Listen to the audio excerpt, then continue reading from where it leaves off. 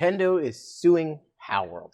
If you've been on the internet in the past week, you've seen Palworld blowing up everywhere, and people have been defending Nintendo left and right, saying that Palworld is 100% a copy of Pokemon, and it is, quote, Pokemon with guns. Is that really the case, though? Is Nintendo already saying they're suing Palworld's developer, or is this just internet rumors and hearsay on what's going on? So, the facts of the matter is, Palworld is more akin to Ark Survival Evolved or other open world survival games like that, where you can tame dinosaurs or creatures and use them on your base, where you build a base with different workbenches and structures that you yourself build. Now, show me in a Pokemon game where you can catch a Pokemon and then build a base.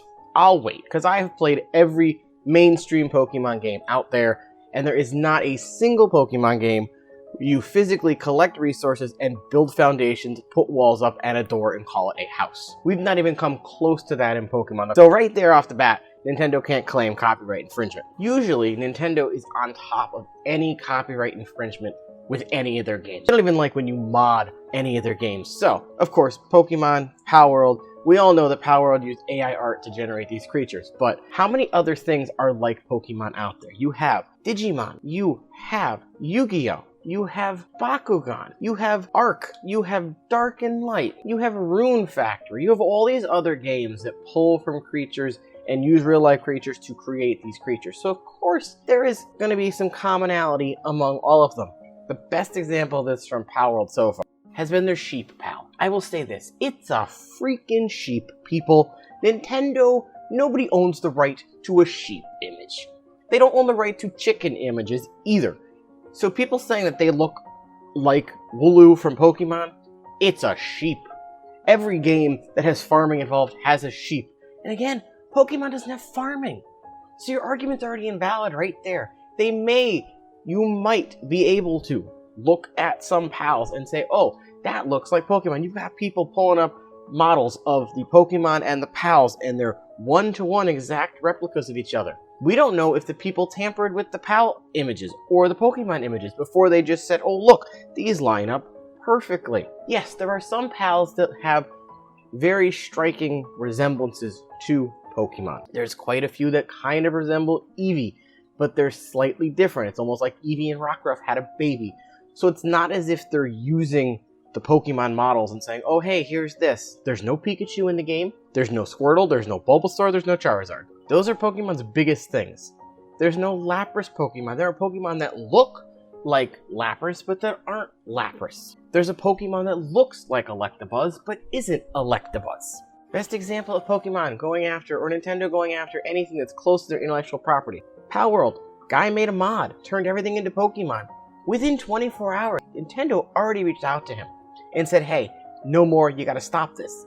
Because he used exact models from Pokemon. He didn't create new things. He literally said, hey, I'm modding Palworld to look exactly like Pokemon. There were Torterras, there were Pikachus, there were Torchics. It literally was Pokemon's models inside Palworld. So, that modder has already been contacted by Nintendo and said enough is enough, and that they had to stop. They literally sent him a DMCA, so he can't do it anymore. Now, a new article just came out today that Pokemon Company is going to investigate Palworld. Investigate. That doesn't mean they're suing, it means they're investigating Palworld. What does that mean? That means now that Palworld has sold over 6 million copies on Steam, they're going to look into it. Now, there are 3 separate articles. One is from IGN, one is from Forbes, and then one is from Kotaku. Now, if you actually look at the articles, the official statement from Nintendo was, we received many inquiries regarding another company's game released in January. We have not granted permission for the use of Pokemon's intellectual property or assets in that game. We intend to investigate and take appropriate measures to address any acts that infringe on intellectual property rights related to Pokemon. We will continue to cherish in nature. We intend to investigate and take appropriate measures. That's what they're saying. They're not going to go straight at it. I will put all these down in the description again. Nothing says that Palworld is being sued by Pokemon. Now, to prove intellectual property infringement, you have to do a couple of things. I am not a lawyer by any means, but I do have a master's in criminal justice. There's a 4-factor test to proving fair use, which is what would happen if this went to court. The first factor is the purpose and character use. Is Palworld using these supposedly carbon copies of Pokemon for a new use that they weren't used for in Pokemon? Now, all of these are very subjective, so it really comes down to the judge who's doing the court at the time.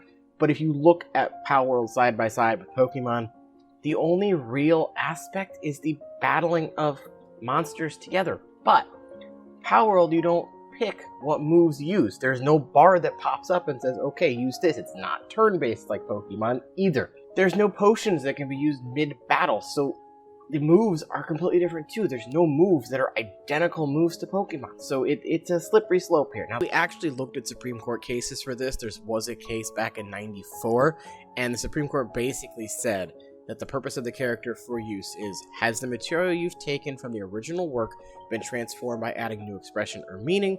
Was value added to the original by creating new information, new aesthetics, new insights, and new understanding? Now, again, Palworld is a completely different game compared to Pokemon, so asking those questions alongside models that look similar to Pokemon, you could easily say yes to both of those questions, that they have completely added new expression, new meaning, new aesthetic, new insight, new understanding, because it's a totally different type of game that they're being used in now. The second step is the nature of the copyrighted work. Now again, if you can't claim that these are carbon copies and directly referenced, this one is a little harder to figure out. And this one basically says that the degree to which the work that was used relates to copyright's purposes of engaging creative expression. So again, it goes back to the first one. Is it creating new expression? Is it engaging creativity, and you're taking it and giving it just enough of a twist? To me, this is kind of akin to all the tween novels where you had vampires and werewolves and everybody was kind of stealing from each other, and it was just completely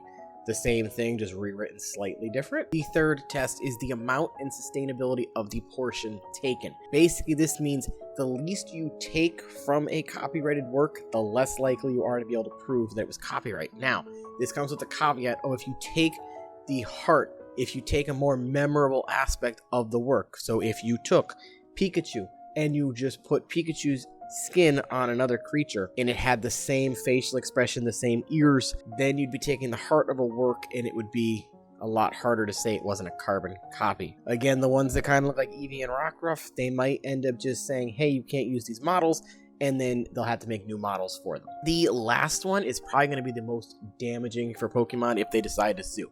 It is the effect of the use upon the potential market, meaning, will Palworld directly affect and deprive Nintendo of income or undermine the potential of their copyrighted work in the future?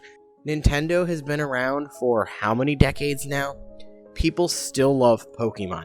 It's the Pokemon diehards and purists. I'm using air quotes, you can't see it because I've been playing Pokemon for 25 years, or since it came out, and I love it. I love the card games, I love everything about it. I love the anime. It's not going to deprive Pokemon and Game Freak and Nintendo of any money. Palworld is its own thing. It's its own type of game. Just because you like Pokemon doesn't mean you're going to love Palworld. Palworld is a one-time buy. You pay the $30, you get the game forever. Pokemon comes out with a new game every 2, 3, 4 years, or a remake every other year. So it's not like these sales of Palworld is going to affect Pokemon in any way. I will say it again. Palworld is an open-world survival game akin to Ark Survival Evolved, or Conan Exiles, or Dark and Light, or Valheim than it is to Pokemon. You build a base in Palworld. You tame creatures, you catch them, but you tame them, just like an Ark. You smelt ore in Palworld. You create farms in Palworld. You have to water your crops. You have to cook food in Palworld. That's not in Pokemon. So it's completely different type of game altogether. Palworld is an open world survival game. Pokemon is a turn-based adventure game, really. So is Nintendo really suing Palworld? They're investigating it. I think by now, if Palworld was going to be an issue for Nintendo, they would have already sued them. Nintendo is very quick to file lawsuits against companies or people that are infringing on their copyrighted material. Like I said, I think there might be a couple of models in Palworld that, hey, we might need to change and tweak these because Nintendo says they're way too close to what we have. And that would be the worst I think that'll happen. I don't think Nintendo would have waited a whole week before going after this company if it was that big of an issue.